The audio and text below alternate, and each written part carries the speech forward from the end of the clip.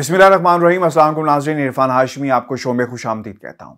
आज 12 जनवरी है और दिन है बुध का, और आज 3 खबरों पर हम तफसील से बात करेंगे। पहली खबर, वज़ीर-ए-आज़म पाकिस्तान इमरान खान का ISI सेक्रेटेरिएट का दौरा। इससे पहले इमरान खान कितने दौरे कर चुके हैं और इनकी क्या अहमियत है, इस पर तफसील से हम बात करेंगे। जबकि दूसरी तरफ शहबाज शरीफ और उनके वकला ने FIA की मनी लॉन्ड्रिंग तहकीकात को लाहौर हाईकोर्ट में चैलेंज कर दिया है और अदालत की तरफ से शहबाज शरीफ की बेटी और दामाद को इश्तिहारी करार दिया गया। और अब हुकूमत पंजाब से कहा जाएगा कि जनाब एक मेडिकल बोर्ड तश्कील दिया जाए और फ्रेंजिक किया जाए उन तमाम मेडिकल रिपोर्ट्स का जो जमा करवाई गई नवाज शरीफ साहब की तरफ से। और आपको भी बताते चलें, जहांगीर तरीन साहब आजकल सोलो फ्लाइट कर रहे हैं और उनका जहाज़ जो है वो कराची जाकर रुका, और किन लोगों से मुलाकात की, इसकी क्या सिग्निफिकेंस है, आज के प्रोग्राम में शामिल करेंगे। लेकिन व्यूअर्स, आपको सबसे पहले आपको बताते चलें, व्यूअर्स, पाकिस्तान के सियासतदानों ने हमेशा सबूतों की बुनियाद पर अदालतों में अपने केसेस नहीं लड़े, बल्कि रिकॉर्ड को गायब करवाकर या फिर टेक्निकल ग्राउंड्स के ऊपर ये केसेस लड़ते आए हैं। या डिलेइंग टैक्टिक्स इस्तेमाल की जाएंगी, सबूतों पर बात नहीं होगी, बल्कि इंतजार किया जाता है माहौल का, डील का, ढील का, जिसकी बुनियाद के ऊपर ये केसेस लड़े जाते हैं। अब नैब की परफॉर्मेंस आपके सामने है। नैब प्रोसिक्यूशन जो कुछ होता रहा वो भी आपके सामने है। सबूतों की एक लंबी फहरिस्त थी, लेकिन इन सबूतों ने शहबाज शरीफ का और उनके खानदान का कुछ नहीं बिगाड़ा। हम प्रेस कॉन्फ्रेंसेस भी सुनते रहे और अब ये एक नैरेटिव बन गया कि अगर सबूत मौजूद थे तो फिर सजाएं क्यों नहीं दिलवाई गई, अदालतें क्यों कुछ नहीं कर रही। एक लंबी फहरिस्त थी वादा माफ गवाहों की, बेनामी अकाउंट होल्डर्स जो इसमें गवाह बनते हैं, और फिर वो लोग जिनके पैसे जिनके अकाउंट्स में आते रहे उनकी शहादतें भी रिकॉर्ड पर मौजूद हैं। लेकिन इसके बावजूद शहबाज शरीफ और उनके खानदान के खिलाफ कोई कार्रवाई नहीं हुई और कोई सजा नहीं हुई, बल्कि केस आगे चल ही नहीं सका। तारीख पर तारीख मिलती रही और यही कुछ इनके केसेस का इंजाम हो रहा है। अब दूसरी तरफ क्या हुआ, FIA ने अपनी तहकीकात को मुकम्मल किया, और जब तहकीकात मुकम्मल होती हैं चालान पेश किया जाता है और अब केस चलेगा, जिसका जवाब आना दूसरी तरफ से मुमकिन नहीं है। और सबूत जिनका दिफा करना होगा शहबाज शरीफ के वकला ने, अब वो नहीं कर सकते, क्योंकि सबूत ऐसे हैं जिनका दिफा सबूतों की बुनियाद के ऊपर या डिफेंस की बुनियाद के ऊपर नहीं किया जा सकता। हाँ, इस बुनियाद के ऊपर ज़रूर किया जा सकता है कि इन्हें एंगेज रखा जाए, डिलिंग टैक्टिक्स इस्तेमाल की जाए, और दूसरी अदालतों में जहां जहां भी कानून इनकी रहनुमाई करता है उसे इस्तेमाल किया जाए। अब हुआ क्या, शहबाज शरीफ साहब के हवाले से मनी लॉन्ड्रिंग की जो तहकीकात हुई, FIA ने अपना चालान पेश किया, और अब अमजद परवेज साहब जो हैं एडवोकेट उनके शहबाज शरीफ साहब के, वो अदालत चले गए हैं। उन्होंने वहां पर जाकर क्या मौक़िफ़ इख्तियार किया, वो ये कहते हैं कि FIA तहकीकात को गैर कानूनी करार देने और FIR को खारिज करने की इस्तदा की गई है। यानी जो सबूत इकट्ठे किए गए, ये सबूत गलत तरीके से इकट्ठे किए गए हैं, ये गलत तरीके से बनाए गए हैं। अगर ऐसी बात है तो आप अदालत में जाकर इन सबूतों को हवा में उड़ा दें, इसका दिफा करें, ना कि आप अदालतों का दरवाज़ा इस तरह खटखटाएं और जहां कर आप जाकर ये कहें कि जनाब ये जो सबूत हैं ये गैर कानूनी हैं, ये तरीक़ाकार गलत था। अगर किसी शख्स ने कोई जुर्म किया है और वो सबूत रिकॉर्ड के ऊपर मौजूद हैं और पाकिस्तान के किसी इदारे ने उनको इकट्ठा किया, तो फिर अदालतों को भी ये सोचना पड़ेगा कि किस तरह गैर कानूनी है, किस अंदाज में ये कार्रवाई या ये सबूत जो है वो शहादतें इकट्ठी की गई। फिर उन्होंने ये भी कहा कि हतमी फैसले तक, शहबाज शरीफ ने दरखास्त के हतमी फैसले तक FIA को तहकीकात से रोकने की इस्तदा की, जबकि दरखास्त में नैब और FIA को फरीक बनाया गया। अब ये बहुत ही मजेदार काम है, dealing tactics in business right now. कैसे कि जब तक इस दरखास्त का जो लाहौर हाईकोर्ट में दायर कर दी गई कि आप FIA को मना करें और FIA को रोका जाए, और इस दरखास्त का जब तक फैसला नहीं आ जाता, वो एविडेंसेस जो FIA ने इकट्ठे किए, इनको गैर कानूनी करार देने की जो दरखास्त शहबाज शरीफ के वकला की तरफ से दायर की गई, जब तक इस दरखास्त का फैसला हाई कोर्ट से नहीं आ जाता, आप तमाम प्रोसीजर को और प्रोसेस को वहीं पर रोक दें, ये दरखास्त की गई। व्यूअर्स, ये होते हैं डिलिंग टैक्टिक्स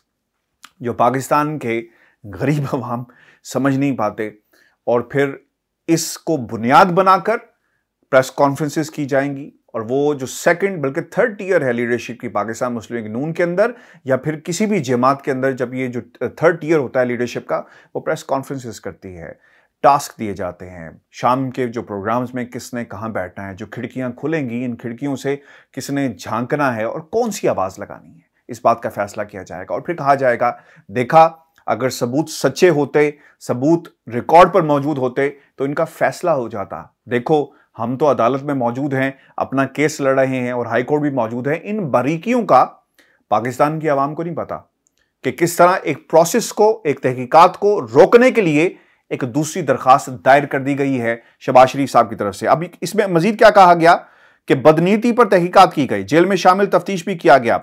FIA तहकीकात में शहबाज शरीफ का कोई बेनामी अकाउंट सामने नहीं आया। शहबाज शरीफ ने मौकिफ में कहा कि मनी लॉन्ड्रिंग का केस एहतसाब अदालत में जेर समात है, एक ही इल्जाम पर 2 केस नहीं बनाए जा सकते। अब उन्हें अंदाजा हो गया कि नैब के अंदर जो कुछ हो रहा था उसको कन्वर्ट नहीं किया जा सका, निजाम की कमजोरी की वजह से, प्रोसिक्यूशन की कमजोरी की वजह से, सबूतों का मौजूद होना और उन सबूतों को सजा में कन्वर्ट ना करना, यह हमारे अदालती निजाम के ऊपर एक बहुत बड़ा सवालिया निशान है। इसीलिए इस दरखास्त को हाई कोर्ट का दरवाजा खटखटाकर डाला गया है कि जनाब एक ही इल्जाम है, 2 दरखास्तें, 2 इदारे कार्रवाई कर रहे हैं, लिहाजा इसको रोका जा सके।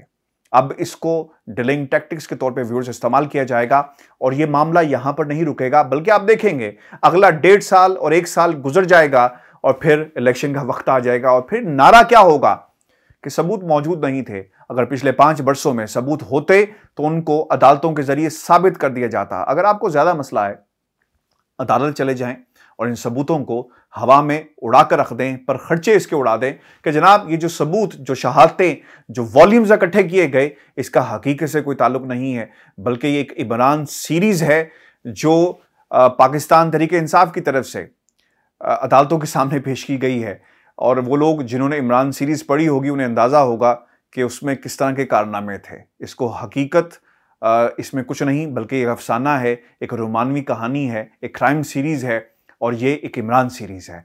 तो व्यूअर्स, ये हकीकत है डिलेइंग टैक्टिक्स की। दूसरी खबर बड़ी इंपॉर्टेंट है और ये इसलिए भी इंपॉर्टेंट है क्योंकि बहुत अरसे से डेली मेल का केस बरतानिया में भी चल रहा है। डिफेंस फाइल करना था डेली मेल की तरफ से और अभी डिफेंस 14 तारीख तक फाइल होना है, ऐसी इतलात है।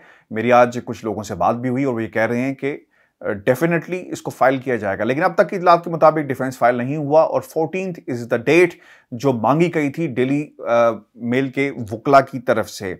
अब इसमें शहबाज शरीफ साहब की जो बेटी और दामाद की जितने भी मनकूला और गैर मनकूला जो जदादे हैं, इन्हें कुर्क करने का हुक्म दिया गया क्योंकि टाइम दिया गया था 30 दिन का कि अपने आप को सरेंडर करें। उन्होंने सरेंडर नहीं किया। अब हुआ क्या है, एक राबिया इमरान और अली इमरान से मेरी लंदन में मुतअद्दिद बार मुलाकात हो चुकी है 2019 के अंदर और इससे पहले भी मेरी मुलाकात होती रही है। इनको इश्तिहारी करार दिया गया है और इनके दायमी वारंट गिरफ्तारी जो हैं वो जारी किए गए हैं और अदालत ने फैसले में करार दिया कि मुलजिमों को इश्तिहारी करार देने से पहले पेशी के लिए 30 रोज़ की मोहलत दी गई, लेकिन वो पेश नहीं हुए, लिहाजा उनकी जदादें कुर्क करने का हुक्म दिया जाता है, यानी इनको जब्त कर लिया जाएगा और फिर जब वो पेश होंगे तो फिर ऑब्वियसली उसकी एक अपनी लीगल हैसियत जो है वो देखी जाएगी। लेकिन ये आपको बताते चलें, अब होगा ये कि शहबाज शरीफ साहब, ये जो उनका मोटिव रहा कि अपने आप को किसी तरह क्लियर करवाया जा सके। अगर अली इमरान दामाद है, उसके ऊपर किसी किस्म का केस चलता है तो उनकी सियासत पे फर्क नहीं पड़ेगा। अगर बेटी पर केस चल रहा है तो सियासत पे फर्क नहीं पड़ेगा। अगर बेगम नुसरत पर कोई केस चल रहा है तो सियासत पे फर्क नहीं पड़ेगा। हमजा शहबाज पर केस चलता है तो यकीनन सियासत पे फर्क पड़ेगा, क्योंकि ये मरूसी सियासत के किरदार हैं जिन्होंने शहबाज शरीफ खानदान की सियासत को आगे चलाना है। तो शहबाज शरीफ साहब पर अगर केस बनते हैं, जेल चले जाएं, सजाएं हो जाएं, तो फिर व्यूअर्स क्या होगा, ये सियासत यहीं पे खत्म हो जाएगी शहबाज शरीफ की और एक सवालिया निशान भी लगेगा और फुल स्टॉप भी लग जाएगा, यानी इससे आगे सियासत नहीं जा सकती।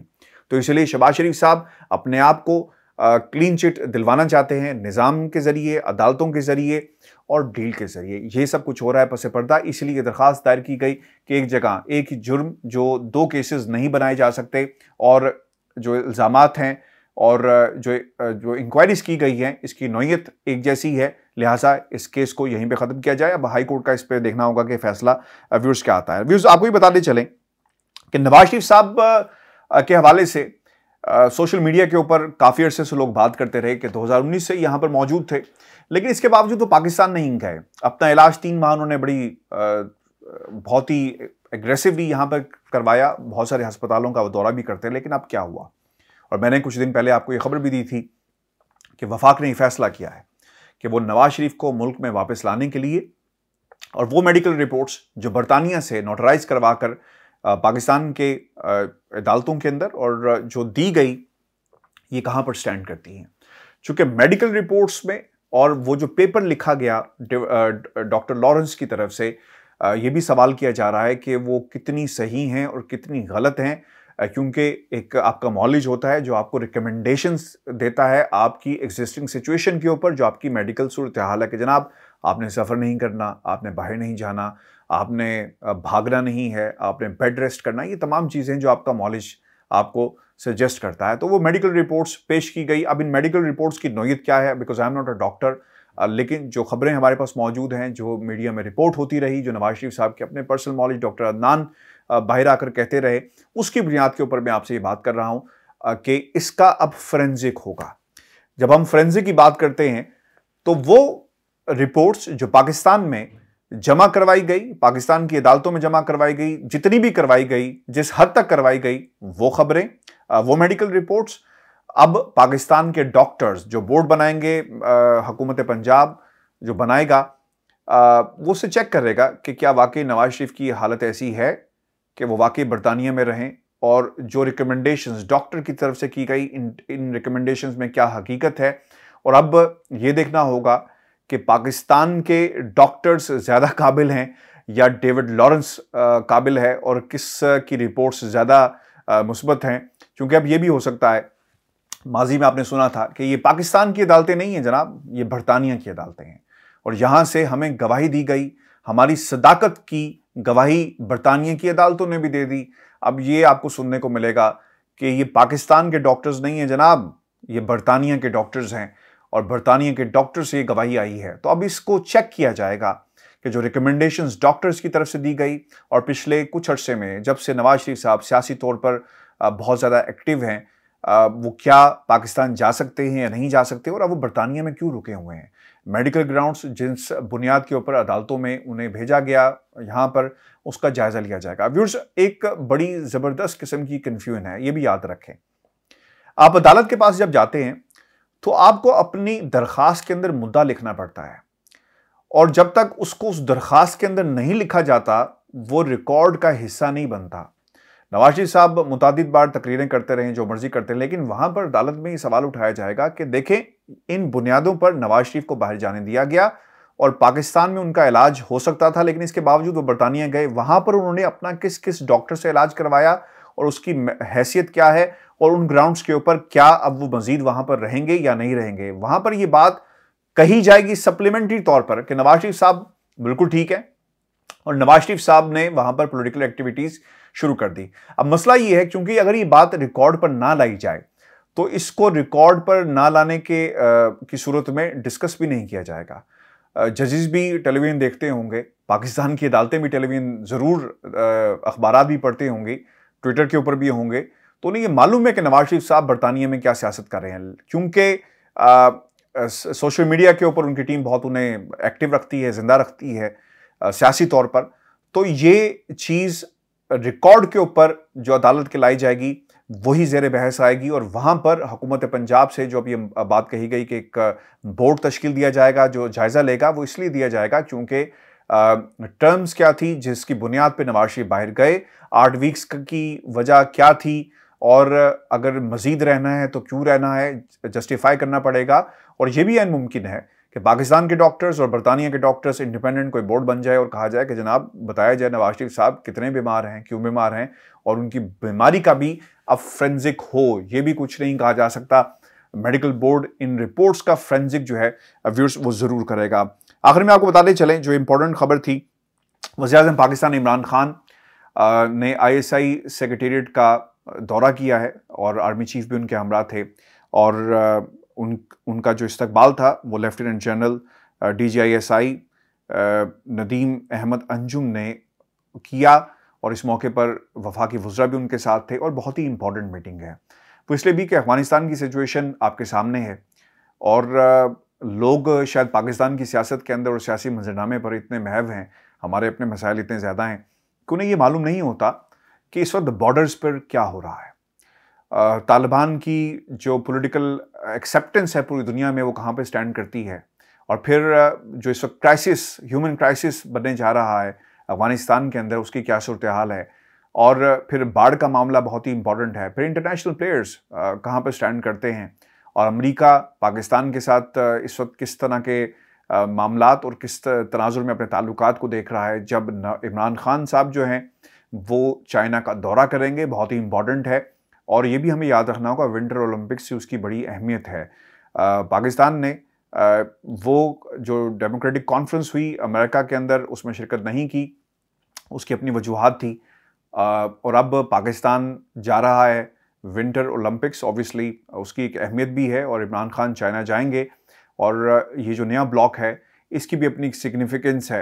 इस तनाजुर में पूरे हालात को देखा जा रहा है। कौमी चूँकि जो स्टेटमेंट जारी होती है ISPR की तरफ से, तो आपने सुना होगा कि कौमी जो मामलात हैं मुल्क की सलामती के, उस पर तबादला ख्याल किया गया वगैरह वगैरह। लेकिन असल जो इस सिचुएशन है वो बॉर्डर्स हैं, और फिर इंडिया की जो सूरत हाल है खत्े में, वो भी ज़ेर बहस यकीनन इसमें लाई गई होगी। और फिर इंटरनेशनली अमेरिका और जो पाकिस्तान का जो दौरा है उसकी क्या अहमियत है, इस पर भी तबादला ख्याल हुआ। 24 सितंबर 2021 को इससे पहले वज़ीर-ए-आज़म इसका दौरा कर चुके हैं, जिसमें तीनों मुसल्लह अफ़वाज के सरबराहान, वफाकी वज़रा और बलूचिस्तान और KP के वज़ीर आला भी इसमें शामिल थे। इसके बाद 24 मई 2021 को भी इसी तरह का दौरा किया गया, जिसमें शाह महमूद कुरैशी, हमारे फ़ॉरेन मिनिस्टर, वज़ीर दिफ़ा परवेज़ खटक साहब हैं, वज़ीर इत्तलात फवाद चौधरी साहब और बाकी शेख रशीद, और इसके अलावा chairman joint chief of staff committee general Nadeem Raza थे, chief of army staff general कमर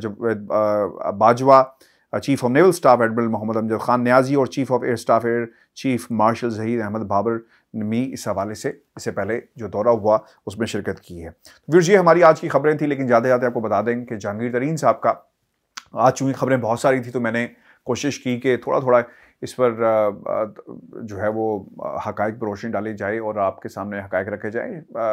आइंदा इलेक्शन के अंदर जो जहांगीर तरीन साहब हैं, आपको आजकल बहुत एक्टिव नज़र आएंगे। एहसन बॉन की गुफ्तगू में भी वो ज़िंदा आपको नज़र आएंगे, एक्टिव नज़र आएंगे, चूँकि जब वो जो ताहयात नहली वाला मामला है उस पर बात होती है, तब भी उनका जिक्र खैर होता है कि इससे फ़ायदा जहांगीर तरीन साहब को भी होगा, नवाज शरीफ साहब को अगर फ़ायदा होगा तो उनको भी होगा, और काफ़ी लोगों को होगा। और जब ख्वाजा साद रफ़ी साहब के घर की शादी हो तो वहाँ भी आपको एक्टिव नज़र आएंगे। वो कहते हैं कि जहाज़ है, कहीं भी जा सकता है। अब वो सोलो फ्लाइट कर रहे हैं और उन लोगों से मिल रहे हैं जो पाकिस्तान तहरीक इंसाफ से नाराज़ हैं, उनको मना रहे हैं, उनको कोई ऑब्वियसली जो फ्यूचर पॉलिटिकल अलाइनमेंट है, जो कंसोर्शियम बन सकता है, हम ख्याल लोग इकट्ठे हो सकते हैं, उनसे राब्ते किए जा रहे हैं। मैंने हमेशा ये बात कही कि पाकिस्तान तहरीक इंसाफ का मुकाबला अपनी ही जमात के साथ है, किसी से मुकाबला नहीं है। पंजाब में नून लीग की हैसियत आपके सामने है। नून लीग आपको KP में नज़र नहीं आएगी, आपको बलूचिस्तान में नज़र नहीं आएगी, आपको गिलगित बल्तिस्तान में नज़र नहीं आएगी, आज़ाद कश्मीर में नज़र नहीं आएगी, सिंध में नज़र नहीं आएगी। तो फिर हम किस बुनियाद के ऊपर कह सकते हैं कि नून लीग पाकिस्तान तहरीक इंसाफ को टक्कर दे सकती है? पीपल्स पार्टी का जो हालात हैं वो भी आपके सामने हैं। सिंध में आपको नज़र आती है, लेकिन वहाँ भी हालात ख़राब हो रहे हैं, क्योंकि सिंध में PTI ने जाने की कोशिश की, ऐलान भी किया, और अपनी मजबूती जो कदम जो है वो जमाने की कोशिश भी कर रहे हैं। KP में जो सिचुएशन है, KP में जो सिचुएशन के बाद बलूचिस्तान में और पंजाब के अंदर, तो पाकिस्तान तहरीक इंसाफ का मुकाबला अपनी ही जमात के साथ इख्तलाफात से है। और जब तक ये अवाम राब्ता मुहिम स्टार्ट नहीं करते, मुश्किलात रहेंगी। और जहांगीर तरीन फैक्टर जो है बहुत ही इंपॉर्टेंट है, चूँकि जहांगीर तरीन ने इस सियासत के अंदर बहुत कुछ खोया है, इन्वेस्टमेंट बहुत हैवी की, लेकिन खो बहुत कुछ दिया। तो इसका कहीं ना कहीं दुख भी है, गम भी है जहांगीर तरीन को। और यकीनन इन इलेक्शन जो आइंदा होंगे उसमें वो अपना सियासी किरदार इस्तेमाल कर सकते हैं, अपना सियासी किरदार ज़रूर प्ले करेंगे जहांगीर तरीन साहब। जी हमारा आज का शो था, अपने कमेंट जरूर भेजिएगा, चैनल को सब्सक्राइब करना मत भूलें। इजाज़त दीजिए, अल्लाह के बाद।